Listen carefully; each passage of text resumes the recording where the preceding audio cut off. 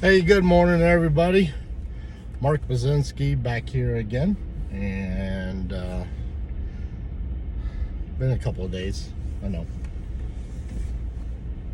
Didn't have any good news yesterday. It was a very stressful day yesterday. Not that it was at a point where I couldn't function or anything like that, but just a lot of bad news all the way around. Well, I guess one bit of good news. So I have one employee who works for me. His wife ended up in the hospital last week. She was having seizures of some sort, and she got to go home yesterday. So they never found out what it was that was causing them. They're saying that it was all COVID related, even though she hasn't. She recovered from COVID months ago. So I guess if you can't figure out what's wrong with somebody, you just blame COVID for it instead of actually looking into the root cause of it. But that was a little bit of good news for him. Kind of bad news, actually, in my opinion, because they don't know the cause of her issues, which means they're likely to flare back up again and start all over. So that was, like I said, that was good news for him, or bad news, however you want to look at it. Then I got a call from one of my drivers, and the trainer who's training a new driver, they ended up getting caught on the drive cams that are mounted inside the vehicle.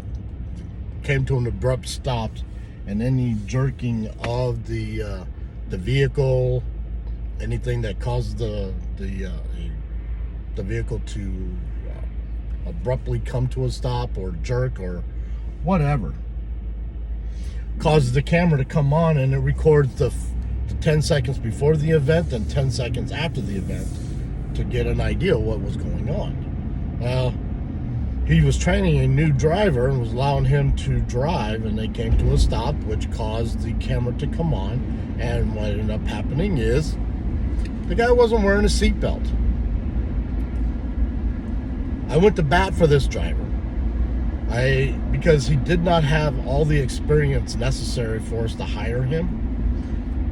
But seemed like a very good guy. Still is a good guy. I mean, that doesn't change the fact of what his capabilities are.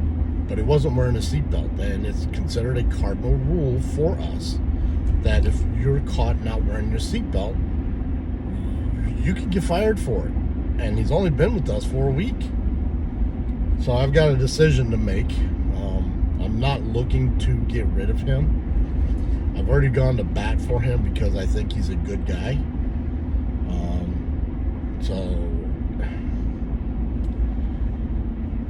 I have to also weigh the fact that it's been very difficult to get people to come work for my location.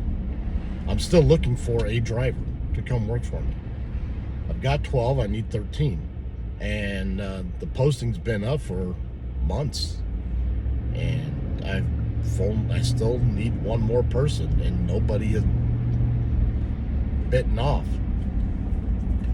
So more than likely what I'll do is put it on paper, acknowledging and documenting the fact that the incident occurred, and if something else like that occurs within his probation period, then we're gonna let him go. I don't like doing that because he really needed the work, but I can't have somebody who's going to act in an unsafe way working for me. And then on top of all that, I get a call from my Aunt Roberta, and she's asked me about all these questions about my mom, and then finally I just asked her what's going on.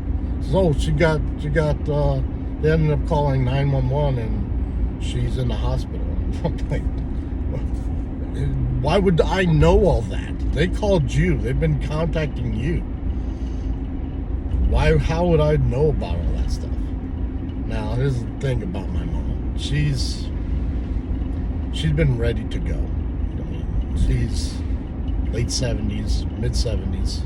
I don't even know how old she is. If I had to guess, she's about 74, 75 years old. I know her birthday, but just not the year that she was born. So she ended up falling in her apartment because she doesn't keep her cell phone paid or charged or whatever. Nobody knew what had happened to her. And just by sheer luck, the maintenance people recognized that she has not been seen for a few days. Because generally, when you have a big snowstorm at her apartment, the residents are required to move their vehicles to allow the snow plows to plow around the cars. If you don't, they send somebody to tow the car out of there so that they can plow around the cars. And they noticed that she hadn't, and her car got towed, and she hadn't been seen for several days. Well, the maintenance people went in to her apartment, and they found her lying on the ground in major pain. Apparently, she'd been there for 3 or 4 days. So no water, no food for that time period, completely dehydrated. Ended up having a stroke and ended up breaking her hip at the same time. Doctors are treating her right now. They don't think she's at a point where she's in danger. But if I know my mom, and who really, well, I've been trying to stay in touch as much as I possibly can, as well as she will allow me to. And I just spoke to her a couple of weeks ago, and she sounded very lucid, upbeat. I don't know if that was a facade that she was putting on for my benefit, but apparently when the doctors got to her, she was very incoherent. They couldn't understand her, and they determined that she ended up having a stroke. So, on top of all of that, my brother, who I have fallen out of, I don't know why, but for whatever reason, he has stopped talking to me for 15 years. He had, I don't know what I did to cause all that, but we haven't been able to speak. So I finally got his number, and I told him, I said, this is what happened. Well, apparently he only lives 30 minutes away, and he hadn't been seen going in and checking on my mom, at least as far as I know. I mean, I've got zero information about what he does. I even asked where he's living at, and he wouldn't even respond to that. So I guess he doesn't want me to know that he's close. Used to live in Virginia until I guess he's retired from the military. I mean, like I said, I'm not close to him, so I don't know what's going on. But the last I knew, he was living in Virginia at Norfolk. So, only to find out that my mom's sister's the one that's been going up there, taking care of her, looking on her, and she's no spring chicken either. So, the fact that my brother has been around, been that close, and has not been checking in on my mom kind of bothers me. But it all goes down to that he was selfish, being selfish. And there's a bunch of stuff that happened with him when we were kids that I'm not going to get into. But you know what? All that stuff happened 40 years ago. I mean, he's 53 years old now, and he is still very angry and bitter at my mom and dad about the things that happened to him. Okay?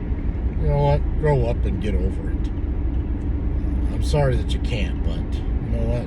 You're allowing the past dictate your future, and that is just not a way to live. And again, I'm just making assumptions here based on how he's been over the last 30 years since we left home. So, because I haven't spoken to him. My sister, who's had it worse, has rebounded. She doesn't allow the past to dictate her future, and which is a good thing. I mean, she doesn't stay in touch with everybody, but she sounds like she's doing well. She's got her daughter, and she's a grandmother, so she's very happy, and she's living life to fullest, which is great. So it's a weird thing, family. They're either really great, and you hear about families that are doing really well and they care for each other, and you see others that are nobody wants to have anything to do with anybody. And I guess it is what it is with what you have. All I can do is do the best I can with the family that I currently have. I mean, my immediate family, my wife, my daughters, and do the best I can to maintain contact with my blood family, even though that they are not they're a bit dysfunctional, I should say. I'll call, no answer. I'll text, I'll go and visit. I even grabbed my mom from last year so that she wouldn't be alone during the holidays, and she was all for it until she figured out she couldn't smoke in my house. Well, I told her before, I said, "You can't smoke in my house, Mom. We're not smokers, and I don't want it embedded in my home." So, but it was too cold outside for her, so she just wanted to go home so that she could sit in her car and smoke. So we accommodated her. So, anyways, I'm starting to ramble a little bit here. It's not the intention. I guess the whole point in all of this is that if you've got some good family, great family, decent family, don't take it for granted. Stay in touch with them. You never know what's going to happen, and people say this all the time. You never know when your loved ones are going to go away, because when they do, they're gone. When they're gone forever. And I know this. So I focus on what I can control. I can't control everybody else's actions, but I can control my own. And I am not going to let the past dictate what I do in the future or my present.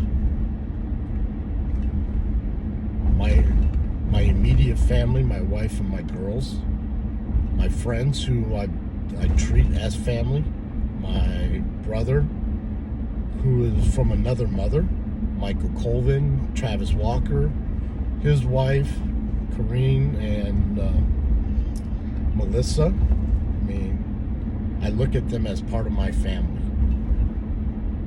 And I don't know what I would do without them. We don't see each other all the time, but it's like we never skip a beat when we do get together again.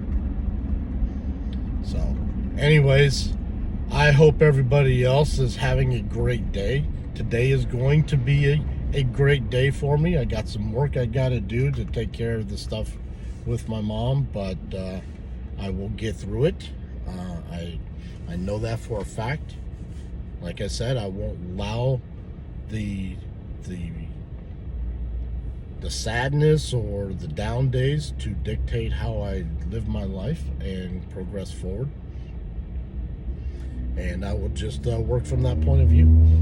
So you have a great day and take care of yourselves and be safe.